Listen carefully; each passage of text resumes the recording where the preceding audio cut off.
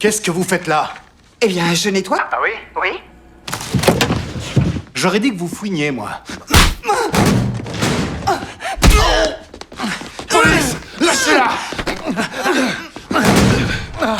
Ce jour-là, Benson travaillait sous couverture dans une usine de transformation. Elle a vite remarqué que l'endroit était très sale. Elle en a immédiatement informé son équipe. Pour trouver des indices, elle a commencé à discuter avec une femme de ménage. La femme l'a gentiment avertie de ne pas poser trop de questions. Elle lui a raconté qu'une jeune fille travaillait ici auparavant. Un jour, elle avait pris des photos de l'intérieur de l'usine. Puis elle avait mystérieusement disparu. C'était justement pour cette fille que Benson était là. La jeune femme avait été assassinée. Les détectives soupçonnaient un lien avec l'usine de viande. Son équipe a donc demandé à Benson d'entrer dans l'usine pour chercher des preuves. Après l'avertissement de la femme de ménage, le superviseur Riley est devenu leur principal suspect. À ce moment-là, l'usine était complètement vide. Benson en a profité pour fouiller les lieux. Elle s'est discrètement introduite dans le bureau de Riley. En fouillant ses affaires, elle a finalement trouvé une cassette vidéo. Mais Riley l'a surprise. Il a tenté de s'en prendre à Benson. Heureusement, son partenaire est arrivé juste à temps. Il a immédiatement arrêté Riley.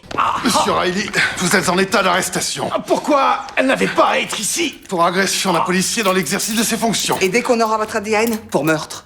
Les policiers ont ensuite interrogé Riley, mais il a nié avoir fait du mal à la jeune fille. La police a alors analysé son ADN. Le résultat correspondait parfaitement à celui retrouvé sur la victime. Riley mentait. À ce moment-là, une femme nommée Rosa est venue le voir. Elle affirmait que Riley était innocent. Elle a expliqué aux policiers que Riley était un homme bien, et qu'il serait incapable de tuer cette jeune fille.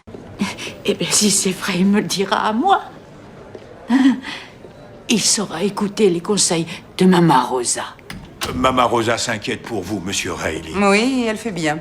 On peut prouver qu'il était sur les lieux du crime. Les policiers ont alors emmené Rosa voir Riley. Elle lui a demandé de dire toute la vérité. Elle voulait qu'il reconnaisse qu'il était innocent. Mais Riley n'a rien dit.